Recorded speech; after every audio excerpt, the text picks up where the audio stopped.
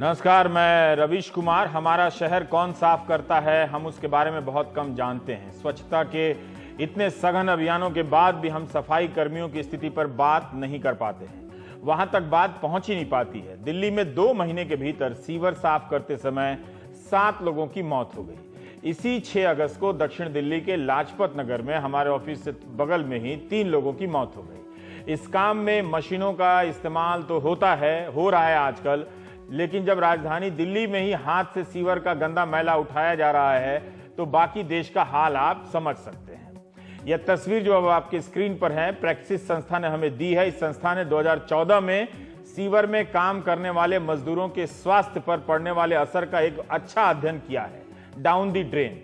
आप जानते हैं कि पूरे देश में भारत माता के इन सच्चे सपूतों के बारे में कोई आधिकारिक डेटा नहीं रखा जाता।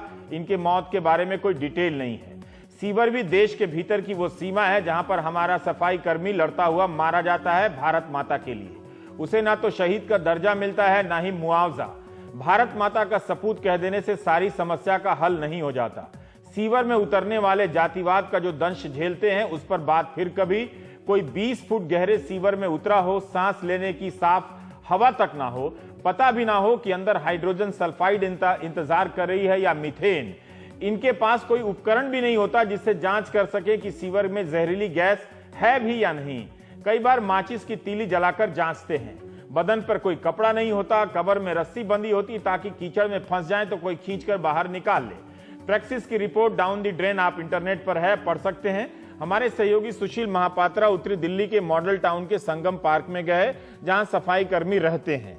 2015 में जब हमने वहां से प्राइम टाइम की थी और बहुत उम्मीद से कि स्वच्छता अभियान आ रहा है तो सफाई कर्मियों की हालत में भी कुछ बदलाव होगा, तब से वहां की बहुत गंदी हालत थी। लेकिन लोगों ने बताया कि कुछ सुधार हुआ है। कुछ का मतलब यह है कि अब सीवर और पीने का पानी मिक्स नहीं आता है, अलग अलग आने लगा है। इसके बाद भी समस्याएं हैं। विकराल के स्तर से भयानक पर आई हैं घटकर। अगर आप विकराल और भयानक के बीच अंतर समझते हैं तो समझ जाएंगे। यही है वो संगम पार्क जो आपके स्क्रीन पर है, अब जहां के नरेश और हरीश आज हमारे स्टूडियो में हैं। इनके घरों तक पहुंचने से पहले कचरे के ढेर को नमस्कार करना पड़ता है, प्रणाम करना पड़ता है। गंदगी कम हुई है मगर अभी भी है। नरेश, उसकी पत्नी, 2 बच्चों का एक परिवार एक कमरे के घर में रहता है।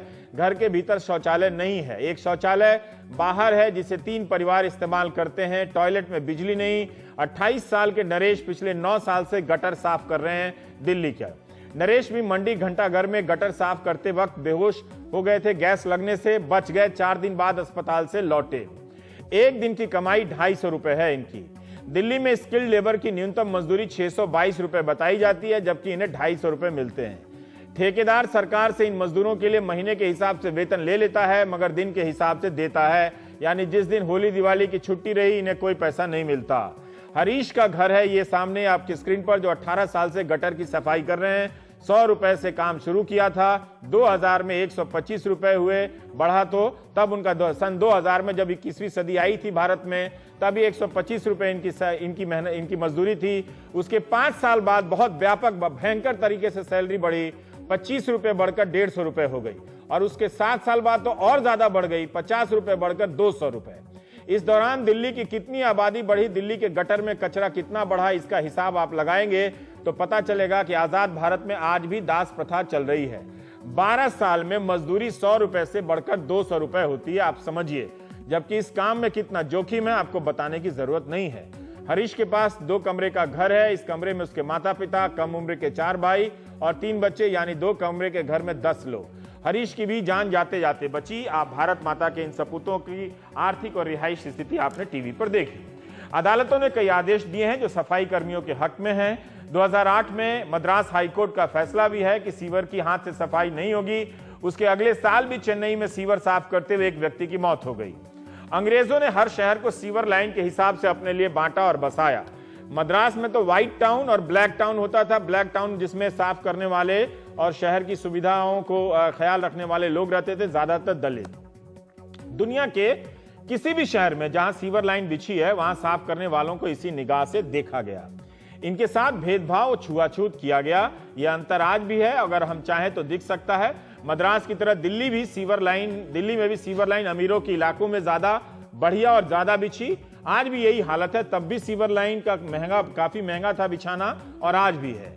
दिल्ली में 1.5 लाख मैनहोल बताए जाते हैं और 5000 किलोमीटर से ज्यादा, करीब करीब 6000 किलोमीटर लंबी सीवर लाइन है। सफाई पर हिंदी में लिखी एकमात्र पुस्तक है जो आपके स्क्रीन पर है, जिसे हिंदी के पाठक काफी कुछ जान सकते हैं। इसका नाम जल थल मल है, सोपान जोशी ने लिखी है। इस किताब की एक जानकारी बताता हूं। हम लंदन की टेम्स नदी की सफाई की बहुत बात करते हैं, मगर इसी नदी का एक और नदी से संगम होता था, फ्लीट। 17वीं सदी से पहले फ्लीट नदी में नावें तैरती थी, लेकिन उसके बाद मैला पानी बहने लगा, जैसे हम यमुना में बहाते हैं, फिर उसको पाट के उसको नाला ढक दिया गया। धीरे धीरे नदी नाले में बदल गई और उसे पाट दिया गया, नदी मिट गई और इस जगह का नाम पड़ा फ्लीट स्ट्रीट। लंदन के अखबारों का यह दफ्तर है, अड्डा है। फ्लीट स्ट्रीट समझ जाएंगे, मतलब वहां मीडिया वालों के यहां जाना है। अवधेंद्र शरण जो CSDS के हैं, उन्होंने भी एक अच्छा काम किया। उनकी किताब है in the city out of place, ये ऑक्सफोर्ड यूनिवर्सिटी से छपी है, जिसमें दिल्ली के नागरिक प्रबंधन के बीते 150 साल का इतिहास बारीक जानकारियों के साथ दिया गया है। वैसे आप विजय प्रसाद की किताब अनटचेबल फ्रीडम भी पढ़ सकते हैं। विजय प्रसाद ने बताया अपनी किताब में कि दिल्ली म्यूनिसिपल कॉर्पोरेशन ने 20वीं सदी के शुरू में सफाई के काम को ठेके पे देना शुरू किया, मगर ठेकेदारों की लूट उन्हें दिख रही थी और सफाई में सुधार भी नहीं हो रहा था। 1915 में तो सारे ठेकेदार एक ही बार में सैक कर दिए गए, हटा दिए गए, जिसके विरोध में ठेकेदार हड़ताल पर चले गए। इस काम में जमादारों की तब भी चलती थी, आज भी चलती है। तब 1933 में स्वीपर बनने के लिए 2 महीने की सैलरी जमादार को रिश्वत के तौर पर देनी पड़ती थी ताकि काम मिल सके। यह भी पता चला कि अंग्रेजों के टाइम में दिल्ली नगर निगम गर्मियों में कम सफाई कर्मी रखता था, क्योंकि अफसर और साहब लोग शिमला चले जाते थे। सर्दियों में साहब लोग जब लौटते थे तब सफाई कर्मियों की संख्या बढ़ जाती थी। यह किस्से इसलिए बता रहा हूं ताकि आप और हम अपने शहर की सफाई व्यवस्था को जानने के लिए दिलचस्पी पैदा करें।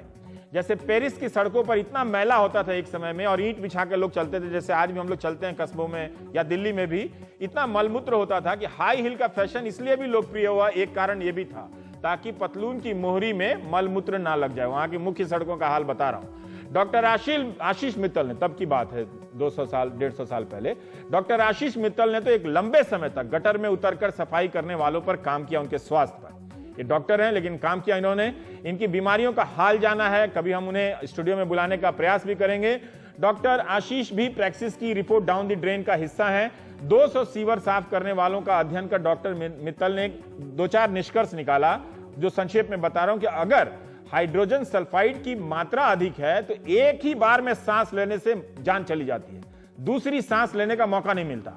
मरने वालों का पैटर्न ऐसा है कि एक साथ 3 मरते, यानी एक जब मर जाता है तो पीछे पीछे दूसरा जाता है कि लौटा क्यों नहीं, वो भी मर जाता है, और तीसरा भी जाता है देखने कि वो लौटा कि नहीं लौटा, दूसरा वो भी मर जाता है। दिल्ली में एक जूनियर इंजीनियर की भी मौत हो चुकी है। 80% सीवर साफ करने वाले रिटायरमेंट एज तक उम्र तक नहीं पहुंच पाते, उन्हें कई तरह की बीमारियां घेर लेती हैं और समय से पहले मर जाते हैं। प्राइम टाइम में आज हमारे साथ स्टूडियो में कोई एक्सपर्ट नहीं है, पिछले प्राइम टाइम में जरूर एक्सपर्ट थे और उनका काम भी शानदार है। आज हैं उधर नरेश जी हैं, नीली आसमानी शर्ट में, ये भी सीवर साफ करते हैं और इनकी भी जान जाते जाते बची है। बीच में जो टी शर्ट पहने हैं पिज्जा वाले पी वाले, वो हरीश जी हैं, हरीश बोहरा, वो भी, उनकी भी जान जाते जाते बची है। हरीश भी कई साल से सीवर साफ कर रहे हैं दिल्ली की। और राकेश जी हैं, लाल शर्ट में हैं, चेक शर्ट में, जो आप लाजपत नगर में है ना राकेश जी, लाजपत नगर में आप सफाई करते हुए आपके 3 साथी मारे गए, लेकिन आप बच गए। आप तीनों को हमारा प्रणाम, हमारे दर्शकों की तरफ से हमारे स्टूडियो में आए अपने हाल बताने के लिए। नरेश जी, पहले आप ही बताइए कि एक दिन में हम लोग कुछ नहीं जानते हैं, क्योंकि हम तो टीवी में दिन भर नेता को दिखाते हैं, उनका एजेंडा चलता है, उन्हीं का सपना चलता है, उन्हीं का दुख कष्ट चलता है, उसी को देख के हम सुख होते हैं, उसी को देख के हम दुखी होते हैं। आप ये बताइए कि एक दिन में कितना सीवर साफ करते हैं, और सीवर जब हम बोलते हैं तो उसका क्या मतलब होता है? छोटा सा गड्ढा या अंदर पूरा सुरंग में घुस के जाते हैं, क्या होता है? नहीं सर, ऐसा है, सीवर जो होते हैं जो 4 से 5 फुट भी होते हैं, 12 फीट भी होते हैं। अच्छा। गहरे से जो सीवर जो होते हैं 12-12 फुट के, उसके अंदर हमें तो खैर मुश्किल ही उतारते हैं। जो 5 या 6 फुट के जो सीवर होते हैं, उसके अलावा फिर हमें नीचे अंदर उतारना उनको उतारते हैं। हाँ। और फिर हमसे सफाई करवाते हैं, उसकी डिसिल्टिंग करवाते हैं सारी। डिसिल्टिंग तो हाथ से खींचते हैं, क्या करते हैं? कोई कपड़ा वपड़ा पहन के जाते हैं, दस्ताना वस्ताना? नहीं सर, ना कोई हैंड, गमबूट होते हैं ना हम पे, ना हैंड ग्लव्स होते हैं, ना मास्क होता है सर, कुछ भी नहीं होता, कुछ नहीं होता, कुछ नहीं होता सर। हमें ऐसे ही बिना उसके ही कच्चा बनियान में नीचे उतारा जाता है और गंदगी साफ करवाई जाती है हमसे। तो हाथ से ही खींच के ले आते हैं, ऊपर सर देते नहीं, हैं, फावड़ा फावड़ा लेके जाते हैं, उसको उठाते हैं, उसको छोटा फिर सीवर होता है देते हैं ये गंदगी। हाँ? जी, जैसे छोटा सीवर होता है, छोटा सीवर में उठ के बार बार फावड़ा पकड़ाना पड़ता है। गंदगी का भी मतलब आजकल टीवी के दर्शक नहीं समझते, वो भी बता दीजिए क्या क्या निकलता है उसमें, खुल के बताइए जो निकलता है। उसके अंदर गंदे कपड़े भी निकलते हैं, बोतलें भी निकलते हैं, बोले भी निकलती हैं, और घूस मिट्टी की जो कर देती है वो भी बहुत सी सर, मैं क्या बताऊं, बहुत गंदी गंदी चीजें निकलती हैं उसके अंदर। मगर वही चीजें हमारे हाथ पैर सब पे लगती है, हमें बीमारी इन्फेक्शन होने का डर रहता है। मगर हमारे साथ तो एक दिन में ऐसा कितना सीवर साफ करते हैं? मैक्सिमम 25 से 30 सीवर तो 25 से 30 सीवर साफ करते हैं। आज मैंने खुद अपने हाथ से 24 सीवर साफ करे। आज आपने 24 सीवर साफ किए? हाँ जी, हाँ जी, करवाते हैं सर। क्या एक सीवर साफ करने में काफी समय लगता होगा सर? टाइम भी लगता है, जैसे ज्यादा डिसिल्डिंग होती है उसके अंदर टाइमिंग कम से कम मान के चलो 15 मिनट तो लगते हैं एक सीवर। एक सीवर एक आदमी साफ करता है? एक सीवर हो जाता। आप ही जाते हैं अंदर 12 फुट वाले अंदर में? जब अंदर जाते हैं तो क्या सांस वास कैसे पता चलते हैं उसमें जहर है, जहरीली गैस है कि नहीं, कैसे पता? आंखों में चुभन होने लगती है, आंखों में चुभती है वो सारी गैस उसके अंदर। स्मेल भी बहुत गंदी सी होती है, घुटन महसूस होती है अंदर। आपके साथ हरीश जी क्या हुआ था जब जान जाते जाते बची थी आपकी? मेरा नाम हरीश कुमार है, मैं घंटाघर में सर्विस करता हूँ। नरेश भी मेरे साथ ही करता है, ये मेरे से थोड़ा जूनियर है।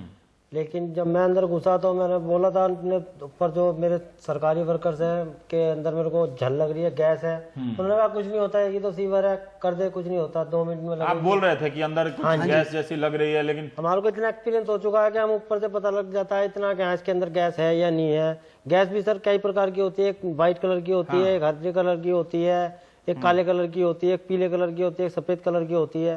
गैस के रंग से पहचानते हैं? हाँ जी, काले रंग की गैस, पीले रंग की, काले कैसे कैसे कैसे पहचानते हैं? हम ढक्कन खोलते हैं सर, तो ढक्कन खोल के उसके अंदर जिस तरह की काई जमी हुई होती है, नीले रंग की काई जमी हुई होती है, कई दफा व्हाइट कलर की काई होती है, उसको दूसरे लोगों की नॉलेज में काई से पता चलता है आपको कि गैस है इसके अंदर। फिर दूसरा, अगर उसके अंदर डिसिल्टिंग ज्यादा होती है तो हमारे पास बांस की कपच्ची होती है, उसको गाड़ के देखते हैं, गाड़ के देखने के बाद थोड़ा नीचे जाते हैं, वो भपका मारती है तो पता लग जाता है कि इसके अंदर ज्यादा गैस है। आशीष मित्तल क्या बता रहे थे? भपका जो मारता है गैस, जब भपका मारती है तो कह रहे हैं कि अगर हाइड्रोजन सल्फाइड की प्रतिशत ज्यादा हो तो एक ही बार सूंघने से आदमी मर जाता है।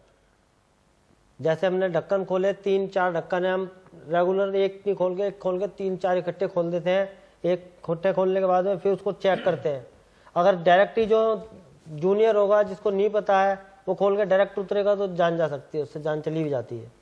राकेश जी, आप लोग के केस में क्या हो, जो 3 लोग मरे वो क्या जूनियर थे? क्या उनको ये हटा के नहीं पता चला रंग देख के कि इसमें जहरीली गैस है या नहीं? उनको ऐसा था कि 3 सीवर वो पहले कर चुके थे, चौथा सीवर खुल नहीं रहा था। तो मैंने उनको बोला भैया अभी इस ढक्कन को मत खोलो, हमारे पास हथौड़ा नहीं था, मैं हथौड़ा लेने जा रहा हूँ, 10 मिनट में अभी आया, और जब तक मैं ना आऊँ इस सीवर को मत खोलना। तो उन्होंने क्या करा कि इस लाइन में हमारा गंदा काम है, कुछ लड़के गांजा भी पीते हैं, तो उस सिगरेट को पी के उन्होंने किसी की नहीं सुनी, 3 जनों ने जब जान लगाई तो वो ढक्कन खुल गया। तो वो मेरे से बिगर पूछे उसके अंदर बढ़ गए, मैं वहाँ था नहीं। जब वो एक जना गया, 25 फुट गहरा सीवर था। 25 फुट गहरा। और जो पहले का जो 3 साफ किए थे वो भी उतना ही गहरा? वो भी उतने गहरे थे, एक ही लाइन में, है ना? हाँ जी, हाँ जी, एक ही लाइन में हमें 25 करने थे। फिर एक ही लाइन में, एक यहाँ साफ किया, एक यहाँ साफ किया, एक यहाँ साफ किया। हाँ जी, हाँ जी। और ये वाला जब खोला तो आप उसमें गैस थी ज्यादा। उसमें गैस थी ज्यादा। हाँ जी, तो उन्होंने ये नहीं सोचा कि इसके में गैस उड़ने दें हम, या 10-15 मिनट खोल के रखें। तो वो लोग जूनियर थे या वो लोग भी बहुत दिन से काम नहीं कर तो रहे थे बहुत टाइम से, लेकिन उन्हें इतना ज्ञान नहीं था ज्यादा, इसलिए मैंने उनको बोला था कि भाई तुम मत बढ़ना। तो आप कैसे घायल हो गए इसमें? तो आप भी अंदर चले गए उसके बाद? बता रहा हूँ मैं आपको। तो फिर जैसे कि एक गया तो उसकी आवाज नहीं आई, उन्होंने आवाज मारी, कहाँ भाई बोल बोल क्या हुआ, लेकिन उसने कुछ नहीं बोल पाया। उसने क्या, मैं इसे देखे हूँ क्या हो गया, वो उसमें छटपटा के गिर गया। दूसरा जब उसके अंदर गया कि मैं इसके रस्सी बांधिया हूँ तो हम दोनों खींच लेंगे, दूसरा गया तो वो भी इसी में रह गया। तीसरा बोल रहा कि मैं इन दोनों के रस्सी बांधिया हूँ, और फिर बाहर ड्राइवर खड़ा था हमारा, पानी वानी मान उनके रेख सेक के लिए कि हम इसको खींच लेंगे, लेकिन वो भी उसी में रह गया। इसका मतलब जो डॉक्टर आशीष मित्तल ने बताया कि गैस जब ज्यादा हो तो एक ही बार सूंघने से मर सकते हैं, तो एक ही बार में उनको मौका नहीं मिला, नहीं जो मौका गया नहीं मिला दोबारा ऊपर आने का। लेकिन उन्होंने सोच भी सही नहीं थी। जब एक जना चला गया तो तुम दोनों को जाना नहीं चाहिए। उन्होंने ये भी बताया कि यही पैटर्न है कि एक पहले जाता है, दूसरा जाता है, फिर तीसरा उसको जाता देखने है। के लिए, लेकिन गैस इतनी जहरीली थी तो वो उसको उठने नहीं आप भी देती। उतरने गए थे अंदर? फिर जब उन्होंने मुझे फोन करा कि भाई तुम्हारे तीनों लड़के इसके अंदर गिर गए हैं, जब मेरे को फोन करा तो मैं अपनी बाइक लेके उस सीवर के पास मैंने बाइक लगाई। हाँ। और फिर मेरे को पुलिस वाले वहाँ खड़े थे, मैंने बोला इनकी जान बचाने के लिए, उन्होंने बोला तू ऐसे कर, इनको एक एक को करके लेके आ, अपने रस्सा बांध के एक एक को लेके आ ऊपर। मैंने ठीक है जी। मैं उसके अंदर गया तो जैसे मैंने एक को उठाया तो मैं भी उसी के अंदर गिर गया। गैस उसमें हद से ज़्यादा थी। जब मैं उसके अंदर आप जानते हुए भी आप करेंगे आप समझदार हैं, आप पुलिस के कहने पे उतर गए वहां। हाँ जी, हाँ जी, इस वजह से तो आपकी जान बची, क्योंकि उसमें मेरा एक भतीजा एक भांजा था, शायद इसमें कोई एक आध बच बचा रहा हो हो। तो आप उतर गए। मैंने एक आध को उस देखा। तूफान में उतर गए हाँ जी, कि हाँ जी, दो हाँ जी। बचे हैं तो बचाने के लिए हाँ उतर जी, हाँ गया। जी। नहीं तो आप जान, आपको पता हर किसी को अपनी प्यारी होती है। फिर भी मैंने अपनी ना सोचते हुए उनके उसके अंदर घुसा और उतरा। तो एक बात बताइए राकेश जी कि ये जो कहा जाता है कि अगर मास्क हो वो क्या कोई बहुत महंगा वो है आप लोगों के ठेकेदार के पास, होता है कि नहीं देता है? आज तक कभी किसी ठेकेदार ने दिया ही नहीं है। आज तक नहीं दिया। हाँ जी, होना चाहिए। 20 साल तो मुझे भी हो गए इस काम आप को 20 करते। साल से हाँ सीवर जी, साफ हाँ कर जी, रहे हैं। हाँ जी, हाँ जी। तो जब मैं उसमें घुसा तो मैं तो बेहोश निकला था। मैंने बस ये करा, 2-3 सीढ़ी पकड़ती आवाज लगा दी, खींच लो इसमें बहुत गैस है। वो भी एक्सपीरियंस था जब इस वजह से। तो इतने में वहां से ऊपर उन्होंने मेरे को बेहोश निकाला तो मेरे पानी वानी मारा, लेकिन मेरे को सर कोई भी हॉस्पिटल नहीं ले गया। और उसमें ये दिखा रखा है तुरंत लेके कोई अस्पताल नहीं अखबार में, हाँ जी, ये दिखा रखा है कि चौथे का इलाज चल रहा है ट्रॉमा सेंटर में, लेकिन मेरे को एक भी दिन कोई नहीं ले गया।